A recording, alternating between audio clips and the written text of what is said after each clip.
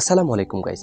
আজ এর ভিডিও মজা আর চাইম দে যারা প্রেশার রোগী আছে, যারা তুন প্রেশার বিয়ারাম আছে আর যারা তুন আজও পর্যন্ত প্রেশার বিয়ারাম ন তারা কেন করি জীবন যাপন করিলে কেন করি চলিলে প্রেশার তুন বাঁচি পারিব আর যে তারা তো অলরেডি প্রেশার বিয়ারাম হয়ে গিয়ে তারাও কেন করি চলিলে প্রেশার বিয়ারাম আছে কিন্তু ন পারিব প্রেশার কন্ট্রোলত রাখি পারিব এই বিষয়ে পালা করে ধারণা লই বললা বলি আজ ইয়ার ভিডিওরে শুরু হইতে শেষ পর্যন্ত চাই হরে চ্যানেল লরে সাবস্ক্রাইব করি বললা বেক কুলুনরে অনুরোধ করা যাক। তাহলে আমরা হতা নবারাই হরে মেইন ভিডিও শুরু করি।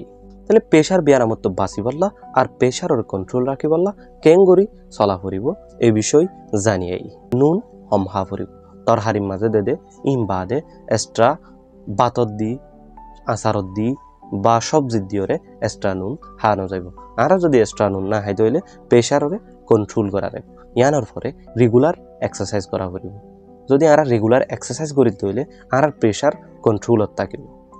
অতিরিক্ত চর্বি জাতীয় বা তেলাক্ত খাবার খাওয়ানো যাইব, বাহারর কুলাহানা খাওয়ানো যাইব, নিশা জর্দা আদা পাতা সিগারেট ইনত দূরে থাকা ফুরিব, ইনরে এভয়েড করা ফুরিব।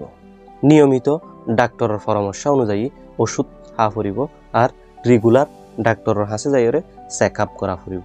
আর প্রেশারের কারণে মানুষের তো গাম আছে আরো বড় বড় কি রিক্স ফ্যাক্টর কল আছে ইন ডাক্তরের হাসে যাইরে কুচি বাইর করা ফুরিব।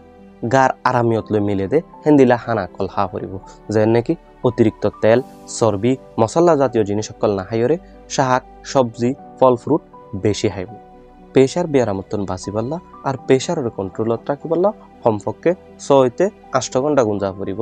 গার আরামিয়ত লৈ মিলে দে হেন্দিলা জীবন যাপন করা ফুরিব, রেগুলার ওষুধ খাওয়া ফুরিব, রেগুলার ডাক্তারের কাছে যাই চেক আপ করা ফুরিব।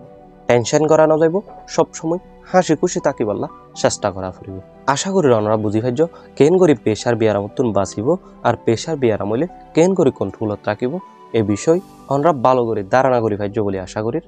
আজি আর ভিডিও পর্যন্ত ইন্দিল্লা গার আরামিয়ত সম্পর্কে বালা বালা ভিডিও কল পাই বললা চ্যানেলরে সাবস্ক্রাইব করি ভিডিওরে শেয়ার করি বললা বেক কুলুনরে অনুরোধ করা যার। আসসালামু আলাইকুম।